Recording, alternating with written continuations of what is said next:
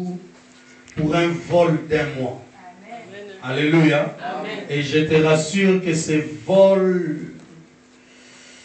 va être très très merveilleux. Alléluia. Amen.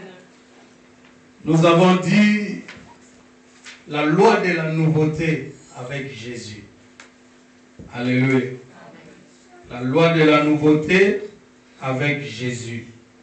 Nous avons parlé de beaucoup de choses pendant tout ce mois.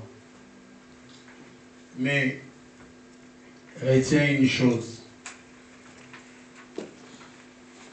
Ton Dieu fait ce qu'aucun homme ne peut faire. Alléluia. Amen. Ton Dieu fait ce qu'aucun homme ne peut faire. Amen. Si Dieu fait ce qu'aucun homme ne peut faire, que me servirait alors de m'accrocher à un homme plutôt qu'à ce Dieu-là? Bien-aimés, nous allons lire la parole de Dieu dans le livre d'Ésaïe au chapitre 43. Ensuite, nous allons parler de la part de Dieu. Amen. Amen. J'ai des invités dans la salle. Je bénis ma grande sœur de quartier à Bandal, Maman Arlette. Je l'ai invitée, elle est venue. Que Dieu te bénisse, Maman Arlette. Je bénis ma fille Gloria. Je l'ai invitée, elle est venue. Que le Seigneur te bénisse abondamment. Amen. Amen. Et je sais que la prochaine fois, vous ne viendrez pas seul. Gloria semble déjà avoir donné le bon exemple. Amen. Venez, venez, amenez beaucoup de gens. Dieu va nous faire du bien. Je disais qu'on va lire en Ésaïe 43, les versets 18 et 19. Amen. Amen. Est-ce qu'il y a quelqu'un pour lire avec moi? Allons-y, levons la voix et lisons. 43, 18, allons-y.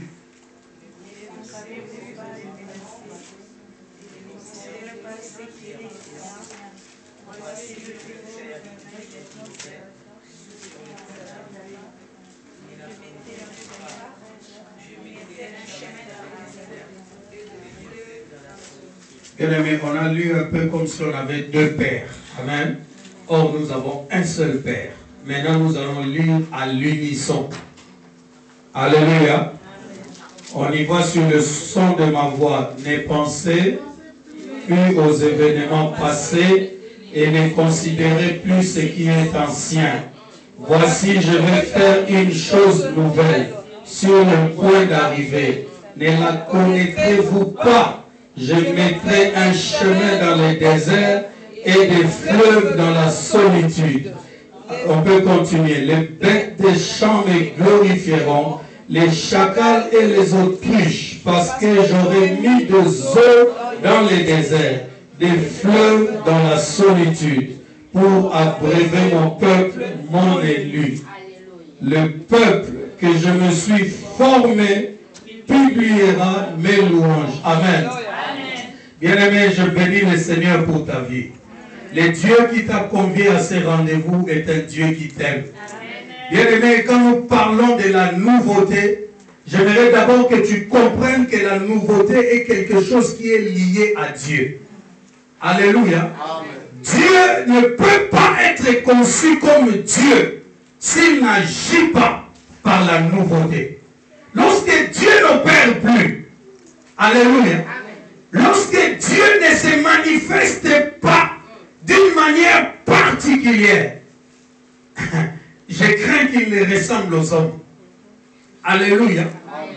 La nouveauté, c'est en fait une manifestation de Dieu autre que ce qui était déjà là.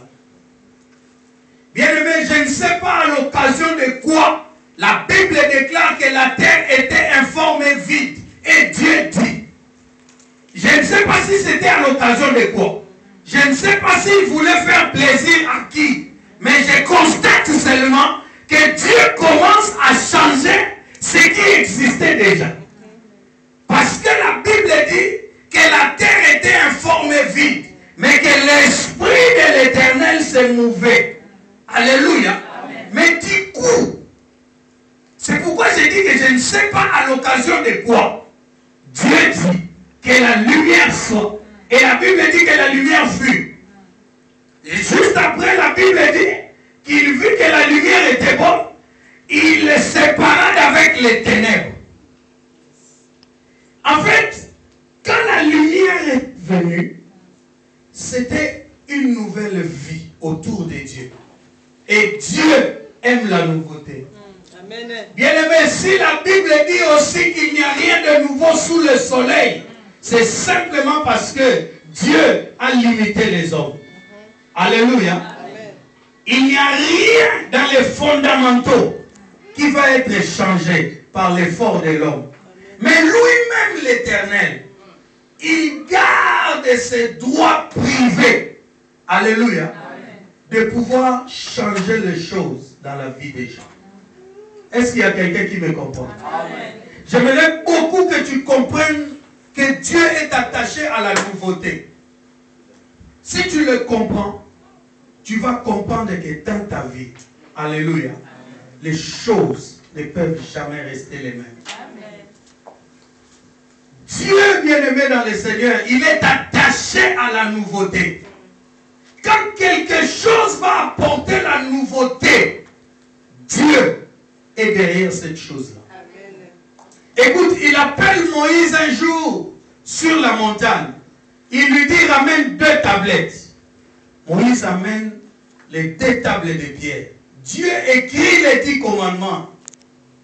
Moïse, qui est resté aussi longtemps avec Dieu, quand il descend après 40 jours et 40 nuits, il trouve que le peuple était en train de se pervertir. Moïse, sous les effets de l'émotion, il jette les tablettes qui se cassent et qui se perdent. Alléluia. Amen. Après avoir réglé le problème avec le peuple, Dieu les rappelle sur la montagne. Il lui dit, viens encore avec 2 tablettes. Amen.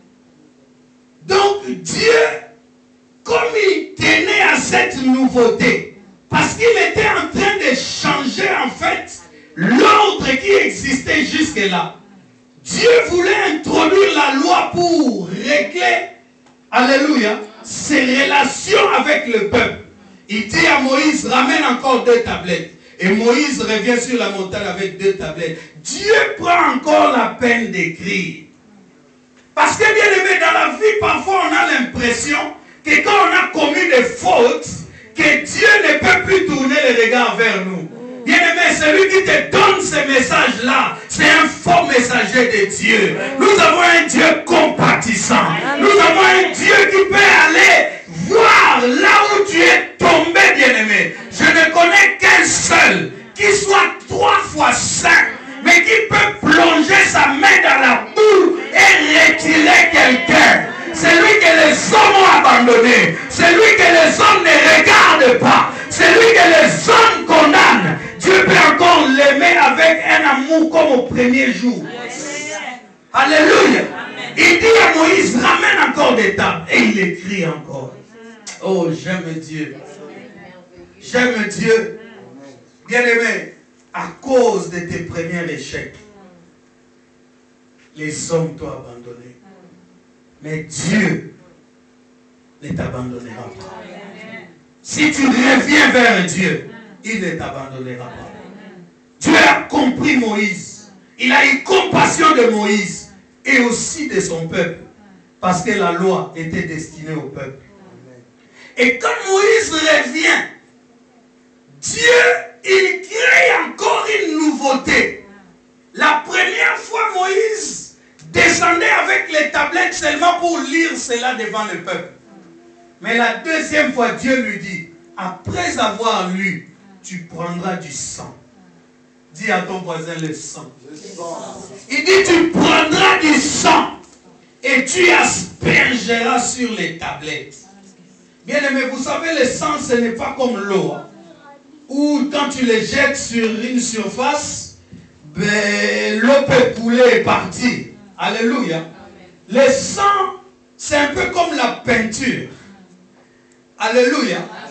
C'est assez concentré.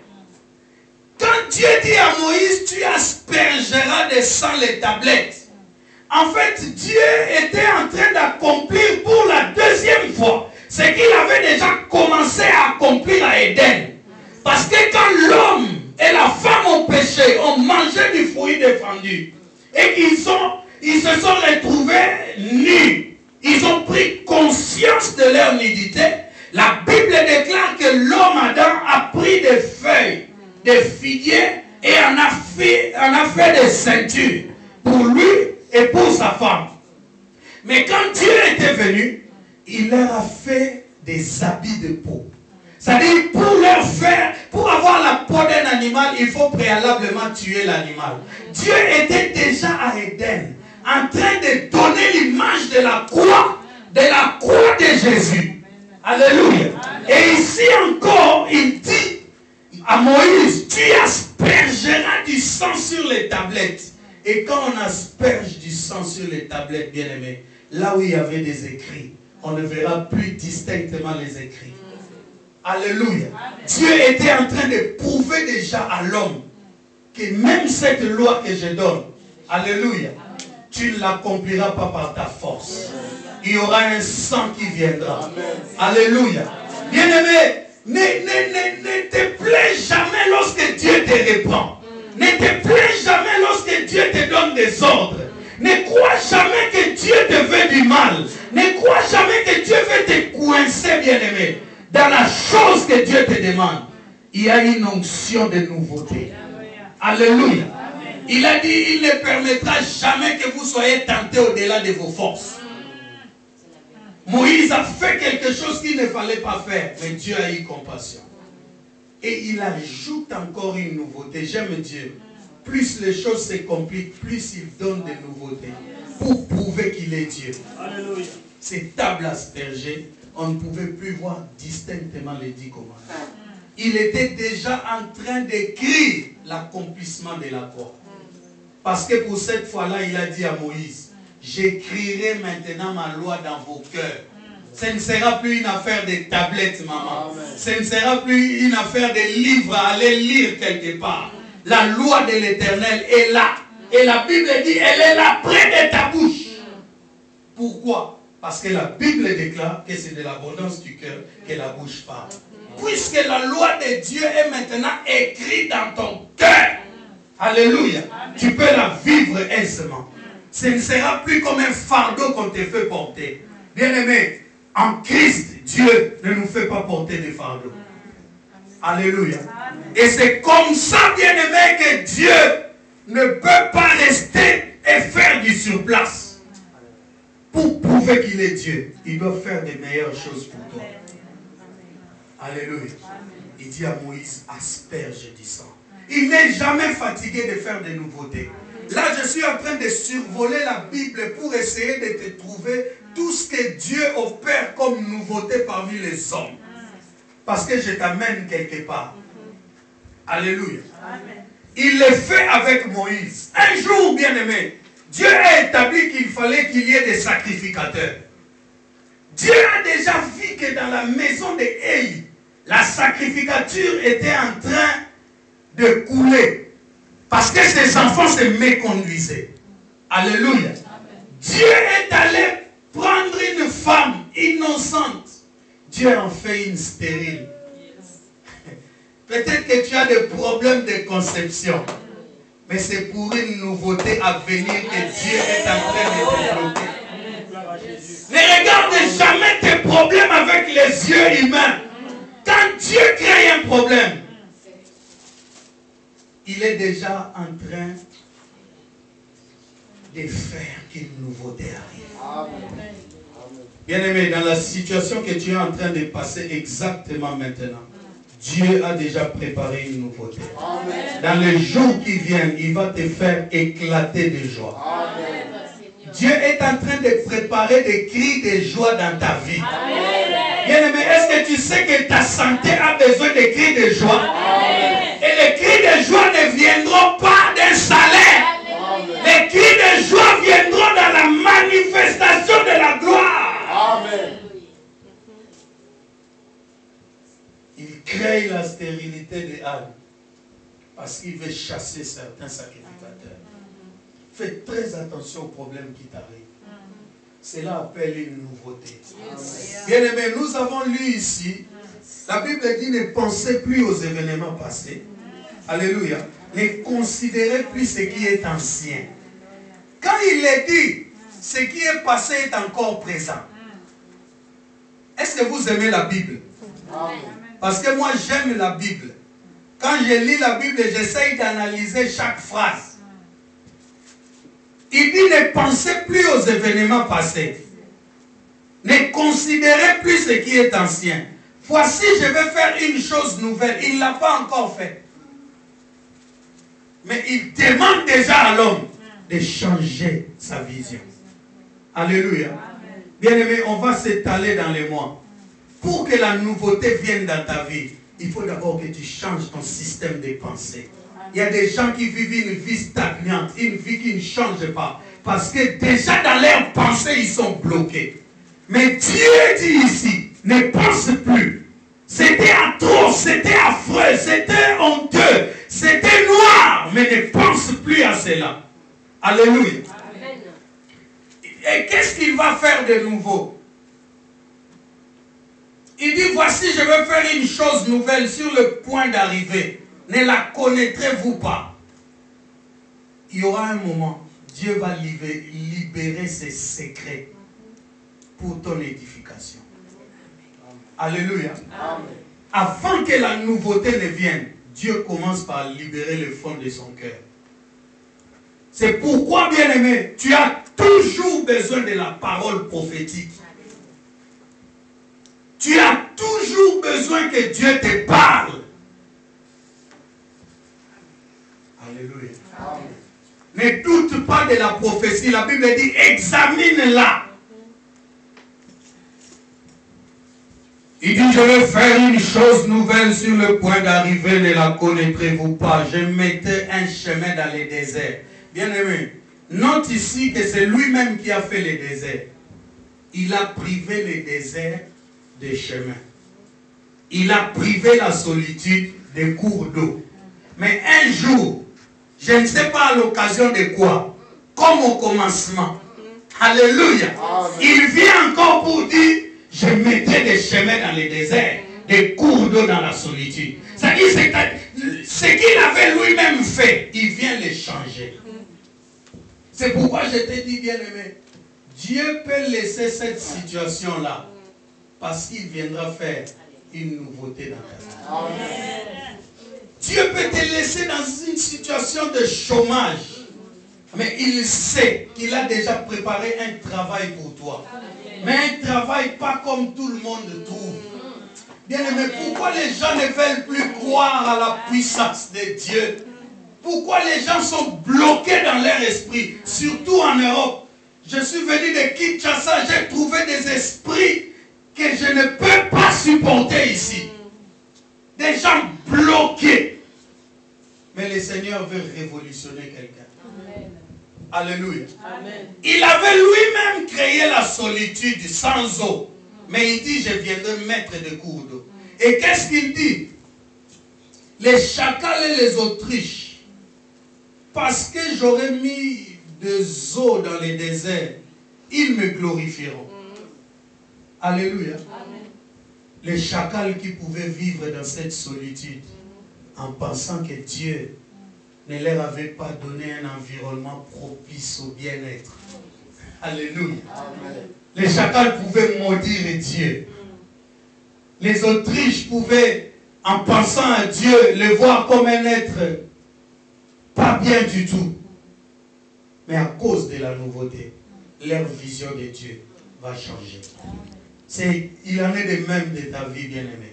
Tu peux penser que Dieu ne te connaît pas. Tu peux penser que Dieu ne te compte pas. Tu peux penser que quand tu cries à Dieu, il ne t'écoute pas. J'ai une bonne nouvelle pour toi. Dieu t'écoute, bien-aimé. Dieu connaît tes besoins. Dieu il connaît tes préoccupations et tes problèmes. Tout ce qu'il te demande, de persévérer, bien-aimé. Continue à croire en Dieu. Continue à persévérer. Et tu vas voir la main puissante de Dieu agir. Et il agira par la nouveauté. J'aime Dieu quand il te prive de quelque chose. Quand il va te donner la chose, il ne te la donnera pas similairement aux autres.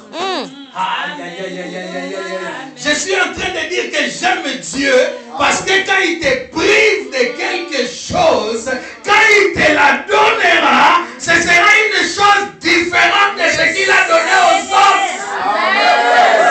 Il a fait que Pénina puisse se réjouir devant Anne. Mais quand il a donné un enfant à Anne, le nom de Samuel est écrit dans la Bible. Et j'ai une bonne nouvelle pour toi. Je ne connais aucun des enfants de Pénina. Parce que Samuel était une bénédiction exceptionnelle. Je suis en train de voir quelqu'un qui va avoir une bénédiction exceptionnelle. Je suis en train de croire en ta bénédiction parce qu'elle sera différente des autres. Là où tout le monde a souffert pour avoir, la grâce de Dieu va te porter, bien-aimé. Je dis que là où tout le monde a trimé pour avoir, bien-aimé, quand si tu viens d'arriver en Europe, ne laisse pas les gens te donner déjà une caricature de la vie que tu vas vivre ici. Tu n'es pas ces gens-là. Tu n'es pas ces gens-là. Quand tu cherchais Dieu, quand tu étais seul, la nuit, en train de crier à Dieu, quand tu étais en forêt, en train d'invoquer le Seigneur, bien-aimé, il n'y avait personne avec toi. C'est le Dieu connaît combien est-ce que tu l'as cherché. Et à cause de cela, il a tracé un avenir devant toi. Tu n'es pas semblable à ta rivale. Tu n'es pas semblable à ton voisin. Tu n'es pas comparable à ton collègue de service. Tu es toi, bien-aimé. Lorsque le peuple de Dieu va comprendre ces choses, je dis lorsque le peuple de Dieu va comprendre ces choses, la vie des hommes va changer sur la terre. Les hommes veulent se comparer avec les autres. Mais nous n'avons pas un même parcours. Quand Dieu te prive quelque chose, il fait que la chose qu'il va te donner devienne de plus en plus spéciale. Alléluia. Alléluia. C'est incontestable, bien-aimé. Dieu n'oublie jamais. J'ai dit Dieu n'oublie jamais. Vous savez, il y a un figuier qui s'est glorifié un jour d'avoir trompé Dieu et les hommes. À Éden, quand ils ont péché, je t'ai dit, ils ont pris des feuilles de figuier. Ils ont fait des ceintures.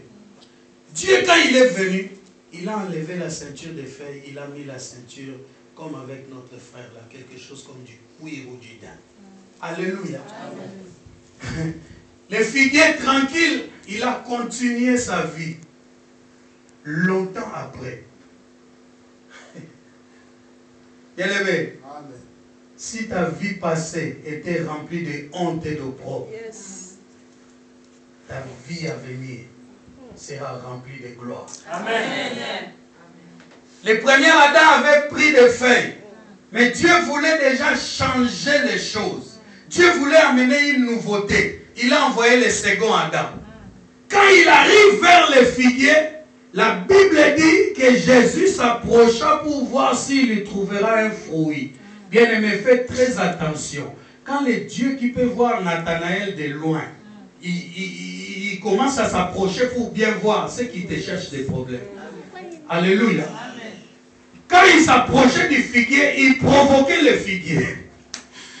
Il lui a dit, tu crois que je suis le premier Adam à qui tu donnes des feuilles? Maintenant, ce n'est plus le temps des feuilles, maman.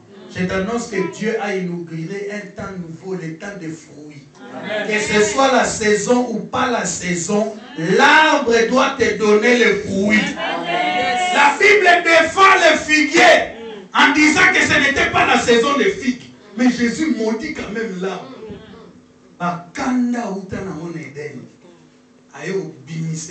Après 2000 ans. Il y a des gens qui t'ont fait souffrir, qui ont pris ton nom. Ils ont commencé à marcher avec ces noms, en critiquant, en créant des histoires. Ils pensent que Dieu a oublié. Mais je te dis, Dieu n'oublie jamais. Je dis que Dieu n'oublie jamais. Un homme a dit, je suis né, j'ai grandi, j'ai même vieilli. Je suis sur le point de mourir. Mais je n'ai jamais vu les justes abandonnés, ni sa postérité, mendiant du pain. Alléluia. Ta vie était un désert. Les Autriches de ta vie mouraient à cause de la soif. Les chacals de ta vie mouraient parce que tu vivais dans un désert. Mais je t'annonce qu'à l'occasion de rien, Dieu est venu changer les choses. Je dis qu'à l'occasion de... Peut-être que tu t'attends que ce soit ton anniversaire ou que Dieu fasse quelque chose. Dieu n'attendra pas ton anniversaire. Il va entrer en scène à l'occasion de rien. Parce que la nouveauté est attachée à Dieu. Quand Dieu ne fait pas de choses nouvelles, il n'est pas à l'aise. Quand Dieu ne fait pas de choses nouvelles, il n'est pas à l'aise. En quoi les hommes reconnaîtront qu'il est Dieu? Alléluia. Bien-aimé, c'est pourquoi il crée des problèmes lui-même. La Bible dit qu'il fait la plaie et il la pense. Alléluia.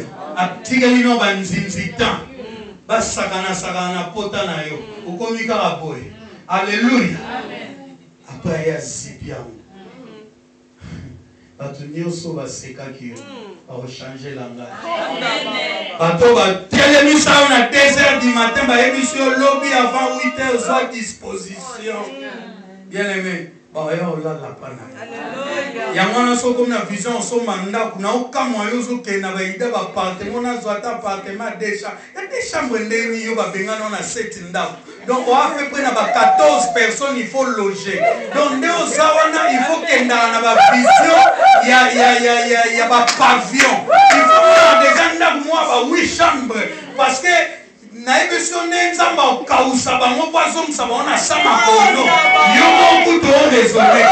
Ce sont des choses que l'œil n'a point vues, que l'oreille n'a point entendues et qui ne sont jamais tombées dans le cœur de l'homme que Dieu a arrêté de faire. Bien aimé, tu n'imagines pas ce mois que nous allons passer ici, des choses que Dieu va faire avec toi. Bien aimé, je ne te raconte pas des histoires, je prêche un Dieu vivant. Je te dis, je serai ici. Si tu ne vis aucun miracle, tu me verras, tu me diras, je n'ai vu aucun miracle. Mais je sais une chose, le Dieu qui appelle, quand il appelle, il fait une alliance. Et quand il fait son alliance, il donne des clauses. Quand il donne ce qu'il te demande de faire, c'est-à-dire ce qu'on appelle des obligations, mais il donne aussi des droits. Et il tient ses droits. Alléluia. La Bible dit qu'il est derrière sa parole pour l'accomplir. Si je suis le serviteur de l'Éternel, quel miracle entre dans ta vie maintenant? Je dis qu'un miracle entre dans ta vie maintenant. Je suis en train de dire qu'un miracle entre dans ta vie maintenant. Au nom de Jésus, si tu vivais dans le désert, que ce désert commence à se transformer.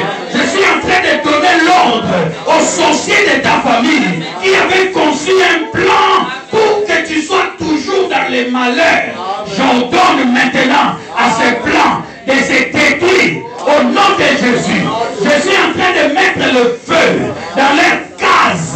Partout ils sont en train de citer ton nom. Dans les marmites où ils bouillissent ton nom. Je suis en train d'exploser ces choses. Je suis en train d'exploser ces choses. Si on avait pris ton nom, on l'a mis sur un arbre, on a attaché un fil rouge, je coupe l'arbre, je mets le feu à l'arbre, j'ordonne à la malédiction de libérer ta vie immédiatement au nom de Jésus. Je suis en train d'ordonner à la stérilité de libérer ta vie immédiatement au nom de Jésus. Bien aimé, quelque chose se passe dans la vie de celui qui croit en ce message. Quelque chose se passe dans la vie de celui qui croit en ce message. Bien aimé, si Dieu t'amène en Europe, là où il y a déjà des gens qui vivaient, alléluia, comme il aime ceux qui vivent déjà là, il amène maintenant un autre pour prouver à ceux qui sont là qu'il peut encore agir d'une autre manière. Amen. Oh. Gloire à toi, l'agneau de Dieu. Merci Jésus. La nouveauté est attachée à Dieu. La nouveauté, Jésus. Et comme la nouveauté est attachée à Dieu, ta vie ne peut jamais rester la même. Amen. Si tu es ici, tu vivais des instants de sécheresse, je suis en train de déclarer maintenant. Alléluia. Parce que dans la solitude, il n'y avait rien qui poussait. Mais quand il dit je mettrai un cours d'eau, le cours d'eau commence à affecter les sols. Le cours d'eau commence à affecter la terre de ta vie. Et la verdure commence à sortir. Bien aimé, ceux qui ne voyaient rien dans ta vie, ils vont commencer à voir des choses. J'ai dit ceux qui ne voyaient rien de ta vie, ils vont commencer à voir des choses. La Bible déclare qu'il a pris des choses viles pour confondre les sages et les intelligentes. Bien aimé, nous vivons un temps où Dieu est en train de marquer la différence. Il a dit, vous verrez désormais la différence entre ceux qui me servent et ceux qui ne me servent pas. C'est le temps de la différence, bien-aimé. C'est pourquoi je disais hier au pasteur Type, nous sommes au temps où il faut être avec Dieu à 100%. Il n'y a plus de demi-mesure, maman. Il n'y a plus de 90% à Dieu, 2% dans le monde. Il n'y a plus de 50-50. Nous sommes au temps de s'accrocher à Dieu. Bien-aimé, il y a des églises dont les pasteurs vont se mordre les dents. Parce qu'ils n'ont pas pris au sérieux le peuple de Dieu. Ils n'ont pas pris le peuple pour le mettre dans la vision de Dieu. Ces églises vont... Tu sais, pour un pasteur, après avoir encadré quelqu'un après 10 ans, et que cette personne se révèle être homosexuelle, si je suis son pasteur, bien aimé, je ne prendrai pas le courage des Congolais qui disent que, ah voilà, il n'était pas de Dieu. S'il était de Dieu, il allait demeurer. Non, il y a des gens qui se perdent, bien aimés, parce que les gens ne les encadrent pas bien. Parce que les gens ne les préparent pas à vivre des nouveautés. Là où nous allons au travail, nous croisons beaucoup de gens qui nous proposent des choses. Moi qui vous parle, bien aimé, j'ai fini mes études de droit. J'ai commencé à travailler. Dieu a commencé à me bénir. Il y a des gens qui sont venus avec des formulaires de franc-maçonnerie à Kinshasa pour te dire, signe ici, tout ce dont tu auras besoin, on te l'accordera. Même si tu as besoin de 100 000 $, tu trouveras toujours un confrère qui te donne. Mais comme je connaissais mon Dieu. Mais je le connaissais pourquoi? Parce qu'un pasteur m'a instruit dans les voies du Seigneur. Alléluia. Il y a parmi nous, si nous ne faisons pas attention, des gens qui vont abandonner la voie du Seigneur pour aller s'accrocher aux choses qui ne donnent point gloire à Dieu.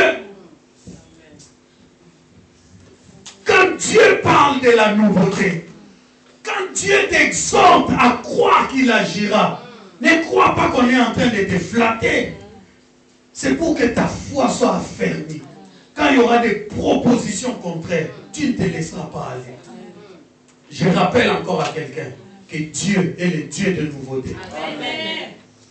Et pour mettre, vous savez, depuis la Genèse jusqu'à l'Apocalypse, Dieu travaille pour une seule chose, le salut de l'homme.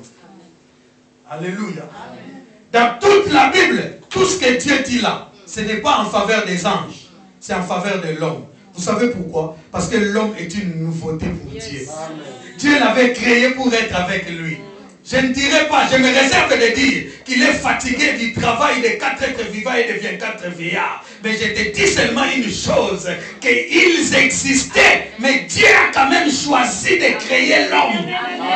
L'homme est une nouveauté pour Dieu. Et Dieu regrette seulement une chose, il n'a pas eu beaucoup de temps à vivre avec sa nouveauté. C'est pourquoi, bien aimé, il a envoyé des prophètes. C'est pourquoi il a envoyé des serviteurs. C'est pourquoi il a envoyé des hommes. Mais la Bible déclare que tous ces hommes ont échoué. Dieu a craqué au ciel. Il a crié un jour. Qui enverrait? La Bible dit qu'au ciel, il y avait un silence total. Dieu est venu vers Michael Jackson.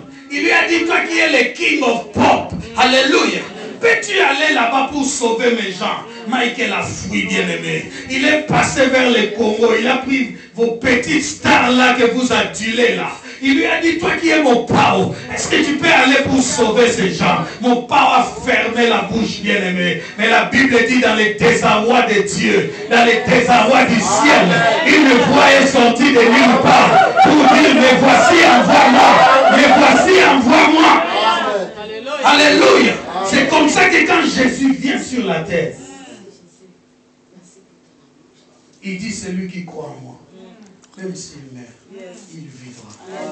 Il vivra pourquoi? Parce que Dieu soupire de vivre avec l'homme. Depuis la chute de l'homme jusqu'à aujourd'hui, Dieu n'est pas à l'aise.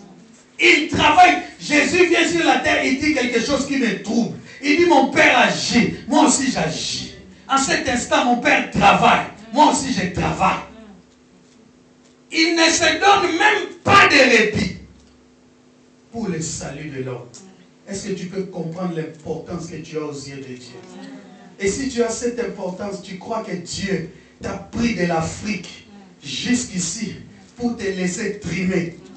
S'il y avait des blocages dans ta vie, s'il y avait des situations stagnantes, aucune ouverture, nous allons étudier à la lumière de la parole et tu vas trouver des réponses. Mais Dieu n'a pas changé. Il est le même hier, aujourd'hui, éternellement. Alléluia. Sa force ne diminue pas, bien-aimé. Sa puissance et son autorité ne tarissent pas. Lui qui a agi hier, il agira encore aujourd'hui. Il fera des merveilles, bien-aimé. Est-ce qu'il y a quelqu'un qui est convaincu? Si tu es convaincu, tu acclames puissamment le Seigneur. Que le nom du Seigneur soit béni. Alléluia. Bien-aimé, n'oublie jamais. Dieu est un Dieu de nouveauté. Il est attaché à la nouveauté. Il ne peut pas faire longtemps sans créer quelque chose de nouveau. Amen. Alléluia. Amen. Il a vu qu'il a déjà fait qu'une femme accouche à 90 ans. Il réfléchissait maintenant, qu'est-ce que je vais faire encore de nouveau? Qu'est-ce que je vais faire encore de nouveau? Pour que ces gens sachent que je suis Dieu. Il a appelé un prophète. Il lui a dit, dis à ces gens que la Vierge deviendra enceinte. Bien aimé, les contemporains d'Ésaïe ont failli les lapider. Les études bibliques prouvent qu'ils ont cru à toutes les prophéties d'Ésaïe, sauf à celle-là. Mais longtemps après, la Bible dit que l'ange Gabriel fut envoyé chez une vierge nommée Marie pour lui dire, tu deviendras enceinte. La parole de Dieu, même si elle tarde, j'ai dit la promesse de Dieu, même si elle tarde, attends-la, fais à ton voisin comme ça. Fais-le comme ça, je suis en train d'attendre.